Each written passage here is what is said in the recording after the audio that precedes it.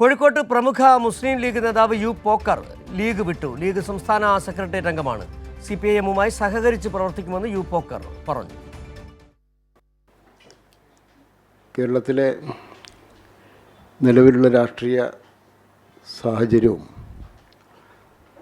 നമ്മുടെ പൊതുസ്ഥിതിയും പരിഗണിച്ച് ഞാൻ നിലവിൽ മുസ്ലിം ലീഗിൻ്റെ വിവിധ തലങ്ങളിൽ വിവിധ കാലഘട്ടങ്ങളിലായി കഴിഞ്ഞ 40-45 വർഷത്തോളമായി പ്രവർത്തിക്കുന്ന ഒരാളാണ്. പ്രധാനമായും തൊഴിലാളി രംഗത്താണ് ഞാൻ എൻ്റെ ശ്രദ്ധ കേന്ദ്രീകരിച്ചത്.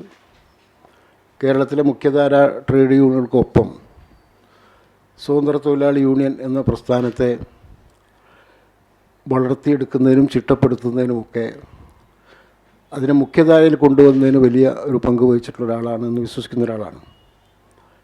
അപ്പം അതുകൊണ്ട് തന്നെ ഇന്നത്തെ ഈ സാഹചര്യം കേരളത്തിൽ തൊഴിലാളികളുടെയും പാവപ്പെട്ടവരുടെയും മറ്റ് മർദ്ദിത വിഭാഗങ്ങളുടെയും സംരക്ഷണത്തിന് വേണ്ടി കേരളത്തിലെ ഇടതുപക്ഷ ജനാധിപത്യ മുന്നണി ഗവൺമെൻറ് സ്വീകരിച്ചു വരുന്ന ഏറ്റവും ശ്രദ്ധേയമായ സ്വീകാര്യമായ നടപടിയെ പിന്തുണയ്ക്കുന്നതിനും അത് പരിപോഷിപ്പിക്കുന്നതിനും വേണ്ടിയുള്ള എൻ്റെ ശിഷ്ടകാലം മാറ്റിവെക്കുന്നതിന് ഞാൻ ഉദ്ദേശിക്കുകയാണ്.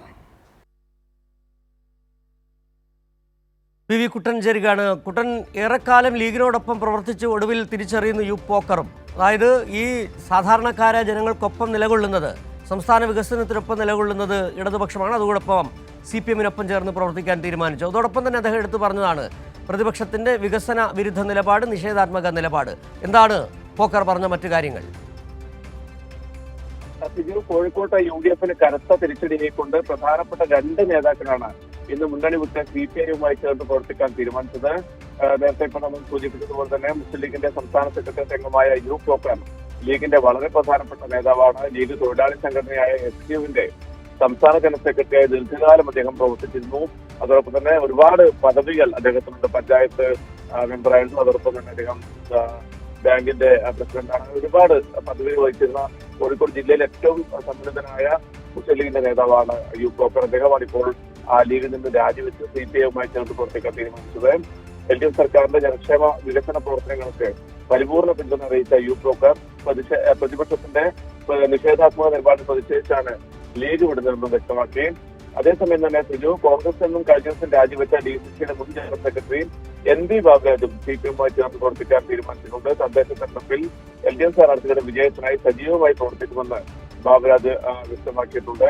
വരും ദിവസങ്ങളിൽ കൂടുതൽ കോൺഗ്രസിന്റെയും ലീഗിന്റെയും ഒക്കെ പ്രവർത്തകർ മുന്നണി വിട്ട് LDF-ലേക്ക് വരാനുള്ള സാധ്യതയുമുണ്ട്. ശരി, PV കുട്ടനാണ് കോഴിക്കോട് നിന്നുള്ള വിവരങ്ങൾ നൽകിയത്.